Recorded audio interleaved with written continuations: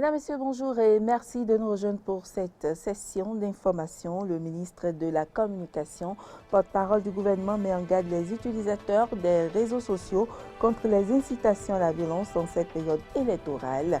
On en parle dans ce journal. Des morts, on enregistre chaque semaine sur le tronçon à Kassato-Glodigué. Les riverains de ces deux localités souhaitent l'aménagement du second côté pour limiter les dégâts. Et puis une campagne de vaccination contre le virus Ebola a démarré mardi en Guinée. Le pays se donne 6 semaines pour éradiquer cette nouvelle poussée de la maladie.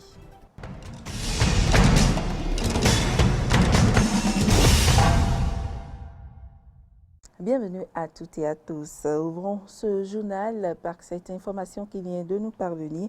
Le fonds de positionnement des candidats sur le bulletin unique pour la présidentielle du 11 avril 2021 est désormais connu. Le tirage au sort vient d'être effectué à la Commission nationale autonome Sénat. Le duo Corentin Kokwe et Irénée Agossa occupe la première place.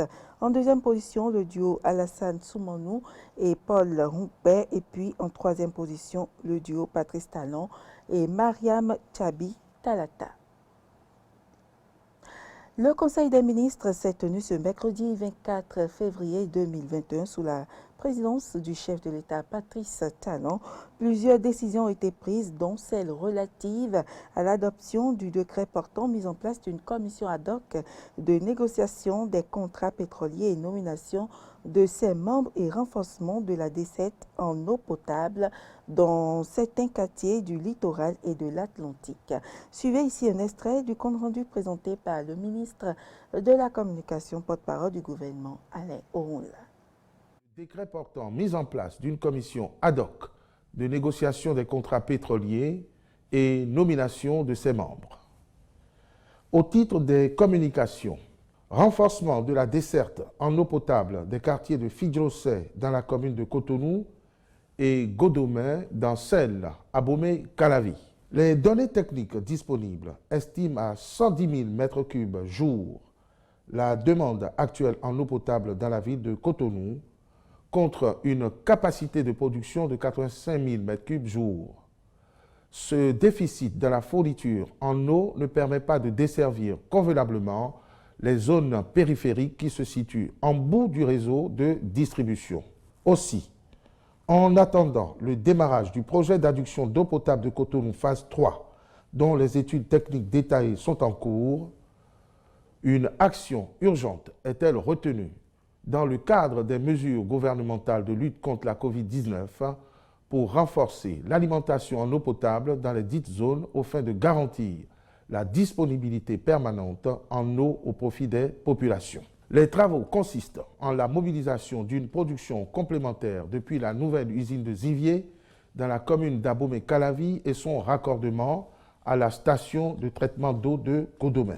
Le ministre de l'Eau et des Mines veillera à leur bonne conduite dans le respect des délais contractuels par l'entreprise sélectionnée. Mise en place d'un système de personnalisation de passeports ordinaires, biométrique et digitalisation du processus de demande et de délivrance, e-passeport.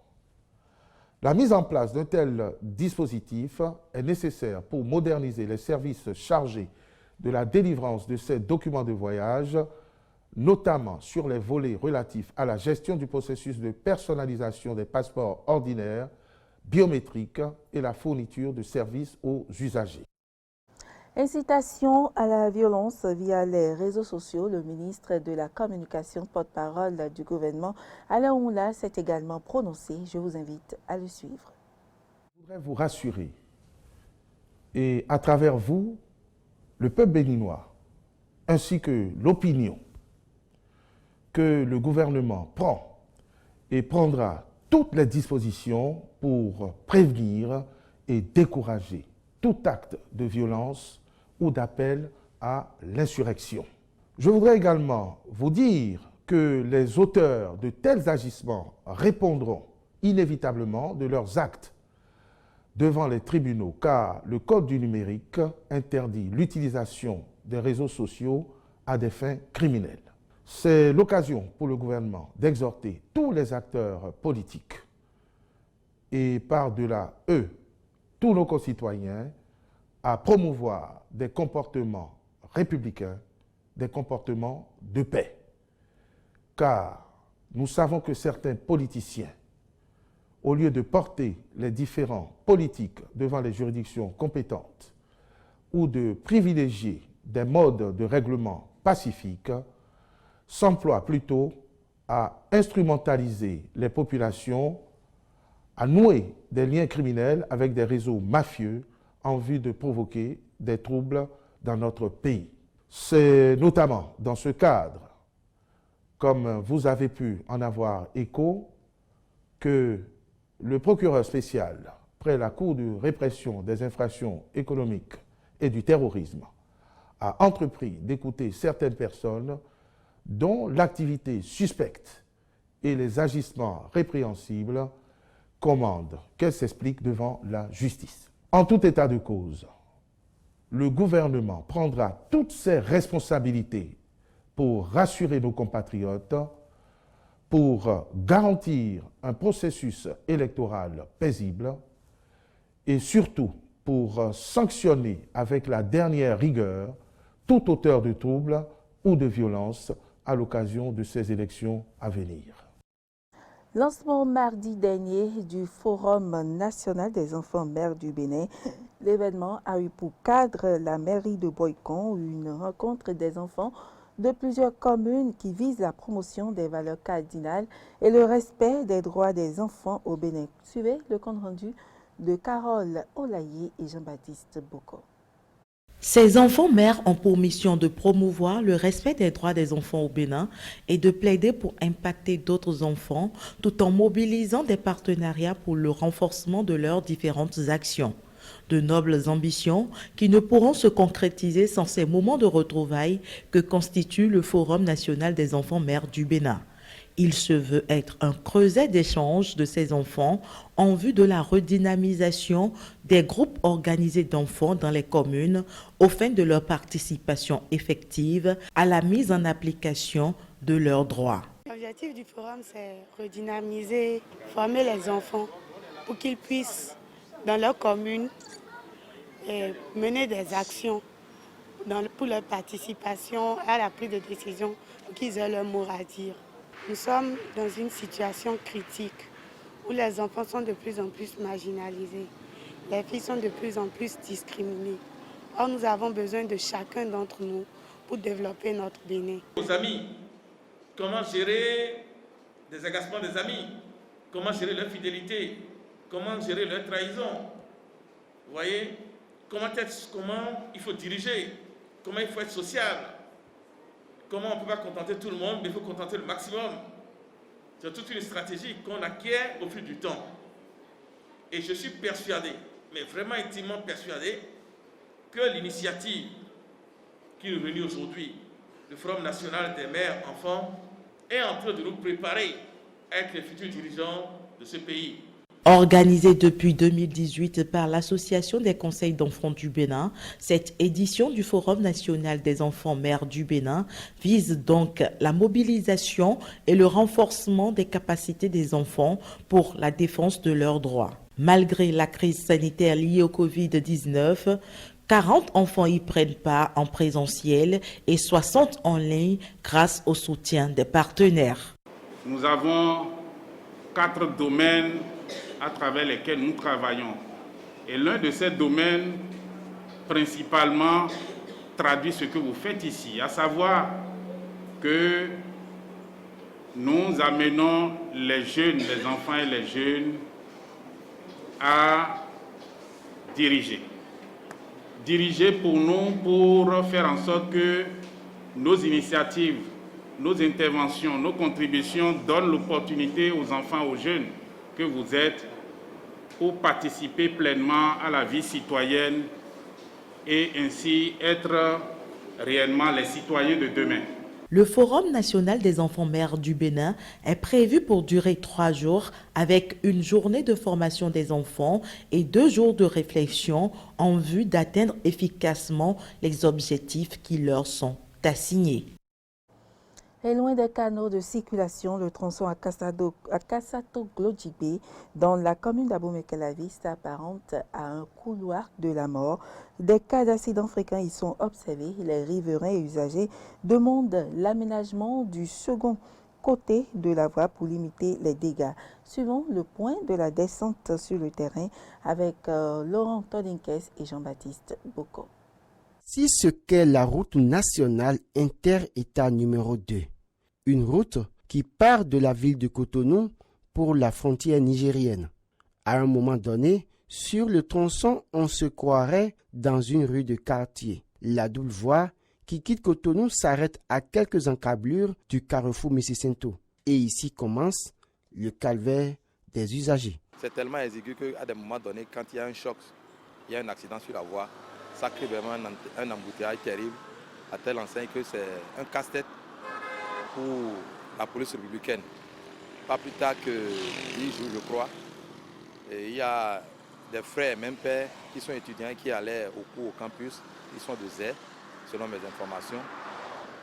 Ils allaient au cours et ils ont été percutés par un gros porteur qui ramasse du sable et les deux jeunes ont rendu l'âme. Tout le temps, c'est l'accident sur cette voie-là. Cette voie était petite, on croyait que depuis que le président était arrivé, le gouvernement va nous aider pour l'agir ça. Jusqu'à présent, on ne comprend pas. Il n'est qu'à nous aider pour venir nous arranger ça. Parce que ça crée l'accident trop, chaque jour que Dieu a fait. Voilà, c'est l'accident. Les cas d'accident constituent le quotidien des usagers et riverains de ce tronçon. Depuis l'aménagement du seul côté qui facilite le trafic, les populations espèrent toujours que le second côté soit aménagé pour limiter les cas fréquents d'accidents. Bon, évidemment, cette voie, elle est vraiment primordiale. Moi, depuis qu'il avait fait ce côté, qu'on n'a pas fait le second côté, c'est un souci pratiquement pour tout le monde.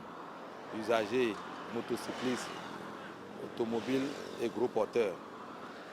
Et à l'endroit des autorités, j'aimerais leur dire de penser à la seconde voie pour que ça puisse être fluide. Nous ne refusons pas qu'il y ait des accidents, mais je crois que la réalisation de cette deuxième partie va un peu amoindrir les accidents. Mais au-delà de l'exiguïté de cette voie, se pose le problème d'incivisme des conducteurs et motocyclistes. Les sensibilisations et les répressions pourraient permettre de limiter les cas d'accident. Vous le savez, les Nigériens étaient aux urnes le dimanche 21 février dernier, une élection qui a consacré l'élection de Mohamed Bazoum avec 55,75% des suffrages contre 44,25% pour son challenger Mohamed Ousmane. Quelques Béninois se sont prononcés sur cette actualité au Niger. Suivez-les au micro de Laurent Roland Todinkes.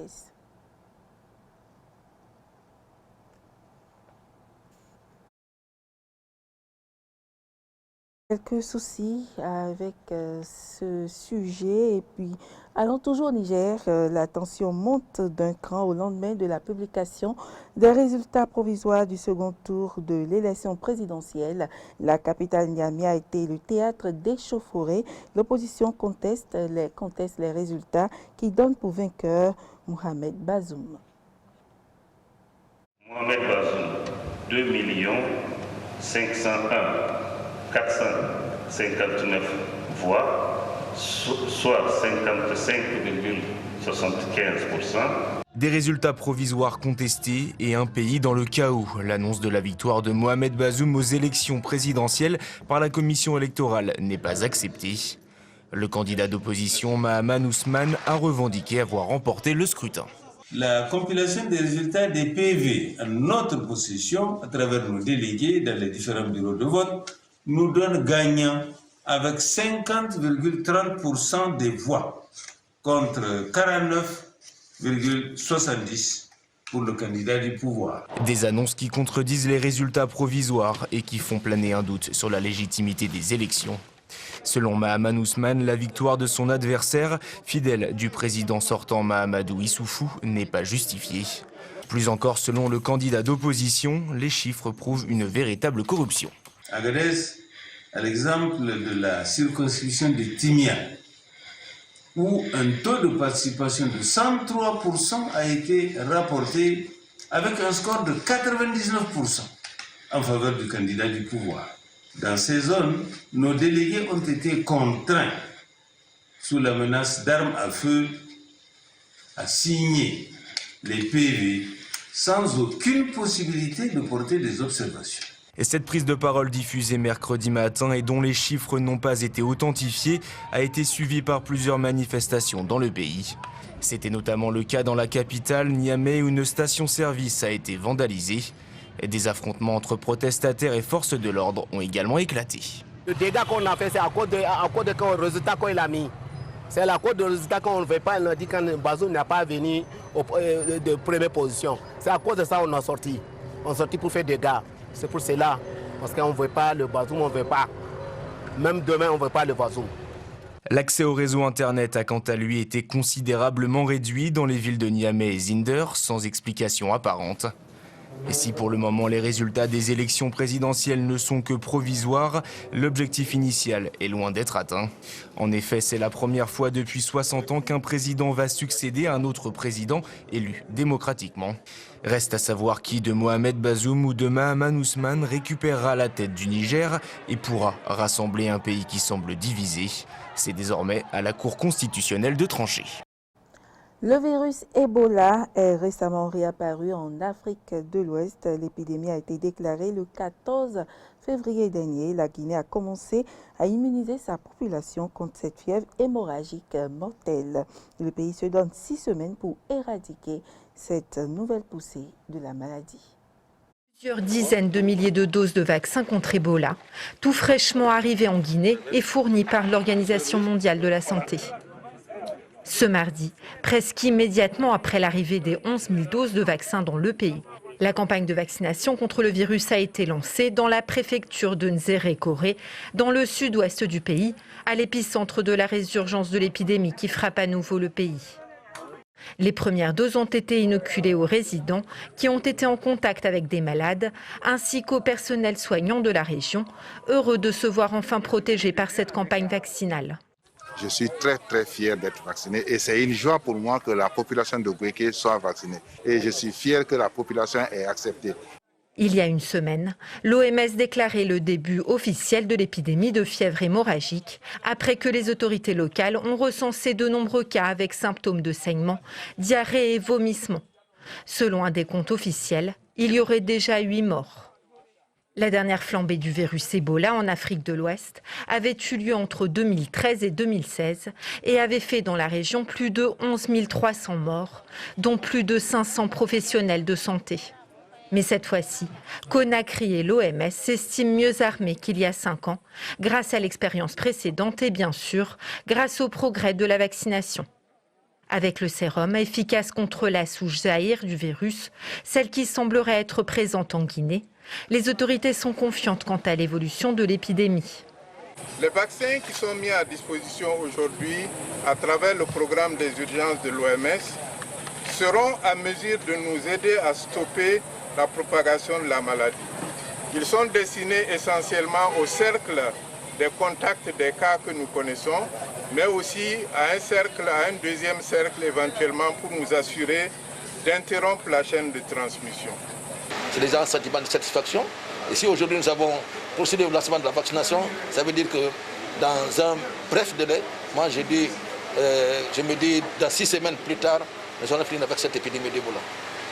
Les Nations Unies ont annoncé une première allocation de quelques 15 millions de dollars destinée à la riposte contre l'épidémie de virus Ebola en République démocratique du Congo et en Guinée. Après la région de Nzéré-Koré, ce sont tous les sites du pays nécessitant la protection des personnes en contact avec les malades qui seront ciblés afin d'enrayer la propagation de cette nouvelle épidémie qui préoccupe non seulement la Guinée, mais aussi les pays voisins. Mesdames, Messieurs, ce sera tout pour cette édition. Merci pour l'attention et à demain.